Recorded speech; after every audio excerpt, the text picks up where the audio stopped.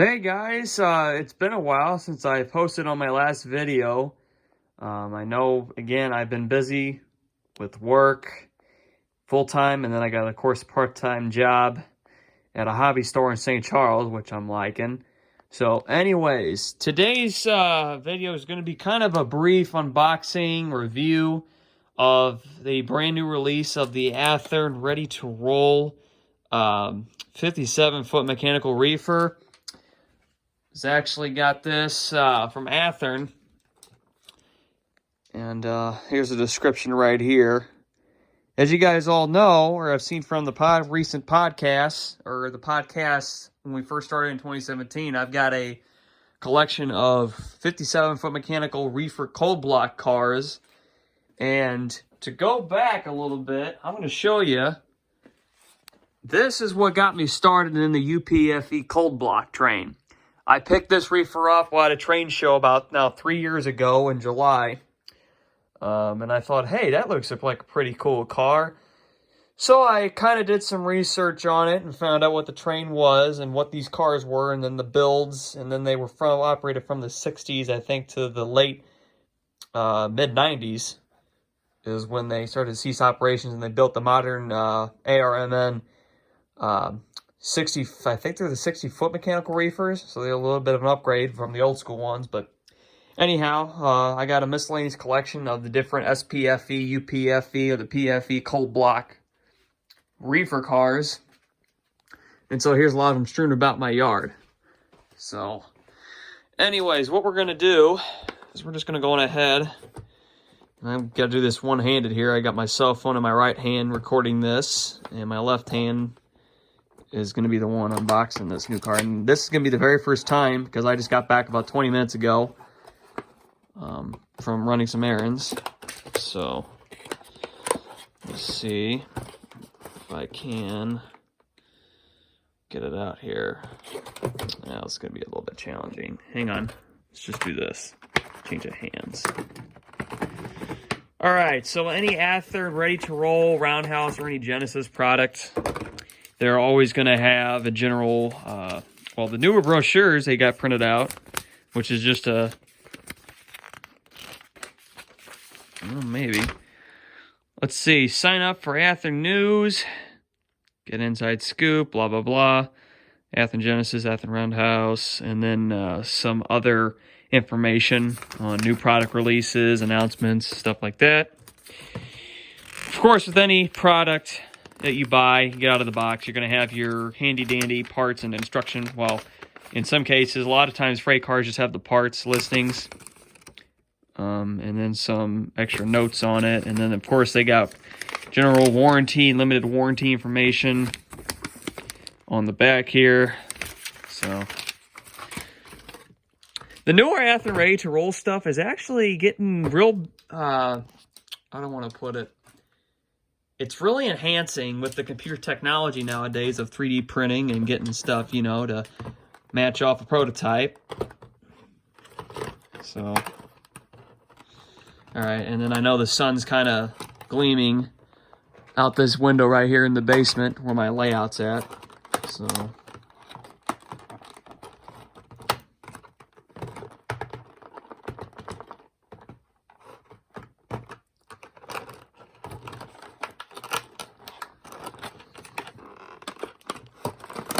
Ooh, there might be a box catch notch. There we go. And just pull that off.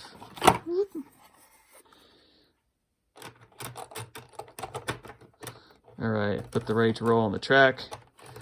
Overall, it looks decent. Again, this is no high detail like the Genesis line is. This is just a general freight car. That is, if you're a guy who likes to just operate, or they just want general rolling stock on the layout for a very inexpensive price, this is the way to go. Comparison to the old blue box, this one's weathered up a little bit. I actually bought that weathered from another train show before, you know, the whole COVID thing went on. All I gotta say is, though, the detail is kind of okay to me. I'm not that much of a rivet counter guy. But then you've got the big chunky grab iron steps right there. But again, that doesn't really matter. I mean, the car looks decent. And we'll probably just flip it over to the other side, examine it. real quick. Looks okay. So I might go on ahead and do some research and see what kind of weathering the white ones had specifically, because I got a few of the white reefers. So maybe I'll add a sound car to this later on. That's another thing I got to do. I got to do a video on how I installed the sound car in a couple of these reefers.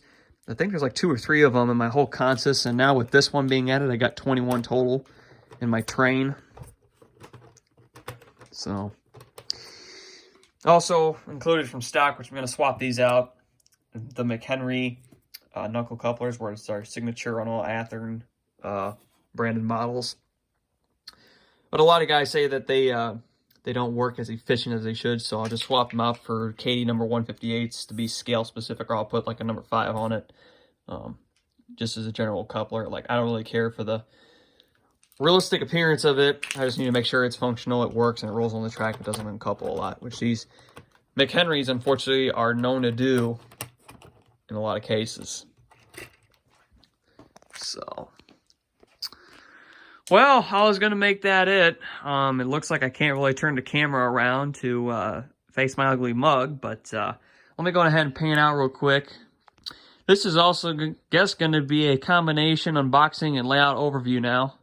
So this is the layout as of 2:30 my time in the Midwest on February the 20th of 2021. Not much is really went down my engine facility back here. As you see here, I just got a lot of a mess to kind of clean up here, but I haven't really touched base on my engine facility because I got to do more research on how to make a it look like a legit engine repair shop. So, coming back to the main railroad, as you see here, here's just a miscellaneous amounts of track. I got 2 main lines, and I got a inner track for yard operations, if I so choose. I was last night doing some ballast work, and then getting a little bit of more scenery put down on my layout so I can get rid of this blue foam. And then the next time I think I'll get some rock casting material and put that on here so I can get my rock molds going. Using Woodland Scenics fine ballast gray blend. And then, of course, a handy dandy, well, this is not their bottle, but a general spray bottle I bought for 99 cents in my local hardware store with the Scenic cement in it. Looks like I'm running low. I got to get more. The one trick that I've now found, and I like to say this, when you're spraying a switch of any kind, regardless of what it is, you've got to mask off the contact points and then the rails of the frog. Because if you don't, that glue or even some of the ballast can get stuck in here, and then it will basically lock up on you. So just grab some cheap masking tape, and then in a couple layers, I just threw it on top of there and made it work and sprayed it, and then I let it sit overnight. And I think I'm getting a little bit better at this ballasting versus these are my first areas of ballasting right here and here. And then this switch I feel is just looks a lot better than the rest of the track I've got ballasted. But coming around here, more of a mess I just got to tie up. Looks like I got some more ballasting to do. Here's my yard. And then, of course, I got my fascia. I'm wrapping around the whole thing. This is a Bear Creek Model Railroad Industries. The gentleman's name is Greg Gramlich out of Wentzville, Missouri. He manufactures all these specialty switch controls for a crossover, as this is going to be a left-hand crossover. I believe these are 2 number 8 Shinohara, the old Shinohara turnouts with 2 tortoise switch machines. So these are really cool fascia controls. So again, Bear Creek Model Railroad Supply. Just look them up on Google. And you can always buy from him direct. He also goes in some train shows around, but with COVID going on, he's pretty much running it out of his house, I think, for right now.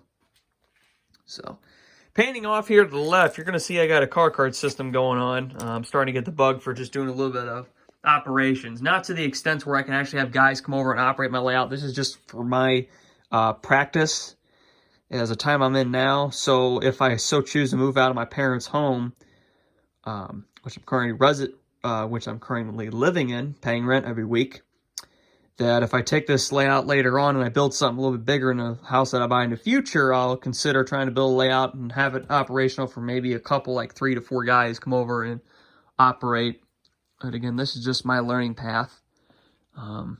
As we come around, got more to lay out here. Got a caboose track here on this side of the yard. And then this center track raising up. This is an idea I had at the last minute. I originally didn't want this to be. And I also built a tunnel right there. Double track main line. And then, of course, here's the inner yard track. So this doesn't interfere with any of the mainline trains. So if I just want to run the mainline trains around while I'm doing my own kind of switching ops here, it won't interfere with the layout, the main layout of running the two main lines at all. So, gotta get a bridge going here.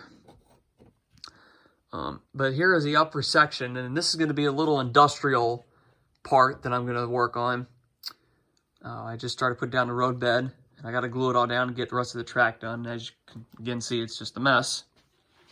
So, panning off back here, here's the tunnel, and of course here's two of my trains. Tracks 1 and 2 are both occupied. And now I want to touch base on this signal and how these operate. It's a system called Athearn, Athearn.com, and a gentleman out in, I believe, Colorado, he makes this as his own system, and there's no detection. There's no, you gotta buy a $90 signaling board from like Digitrax or someone. Here, I'll show you. You see that? Change right to red.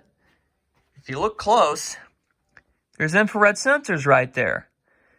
So the infrared sensor set automatically detects on where the train is, so you don't really have to, again, complicated wiring, configuring with JMRI and the CAT signaling system, because I'm not trying to really go that extreme because of this layout being kind of not prototypical as I want it to be. I don't really want to put all that money towards a nice signaling system. But going ahead and creep under here and show you that's the board. He's got many different types of boards. He sells all the BLMA, Details West, signal lights too.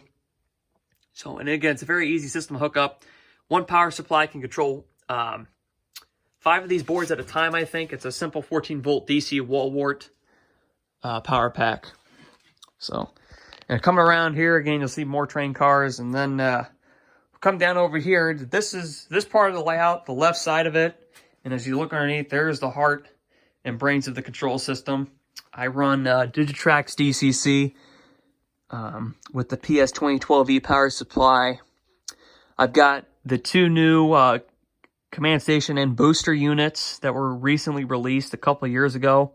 I bought the new Evolution set from the hobby shop I'm now employed for. The DCS 210, which is their most, well, actually, no, this had just been discontinued now, because a USB port's been added on. Now it's a DCS 210 Plus in their Evolution Express starter set. So technically this booster is, or this command station rather, is discontinued at the moment. And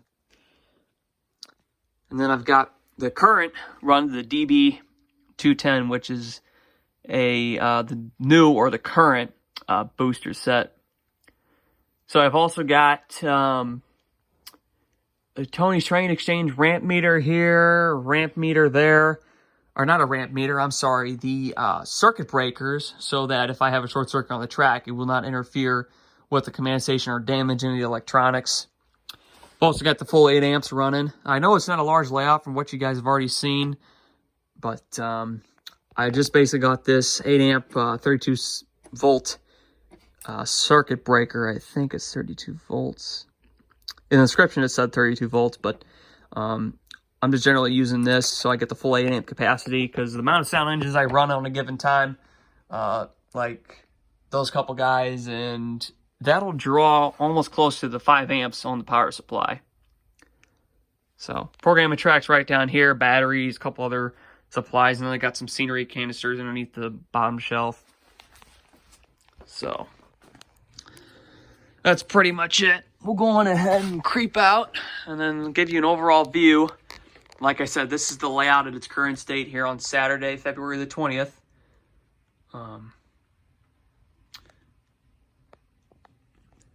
So one more part before I end this.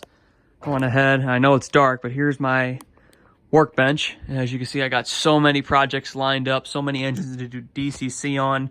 A couple of my other reefers I got from a buddy of mine. He sent them to me, 3 of them, so I got to put sound cars in those. And as you see here, I got just a lot of other projects going on here. And then I got my computer running through JMRI. The test track with the NCE power cab right here, and then I got the computer track right here with the PR3 hooked up. So I've got a nice little operation.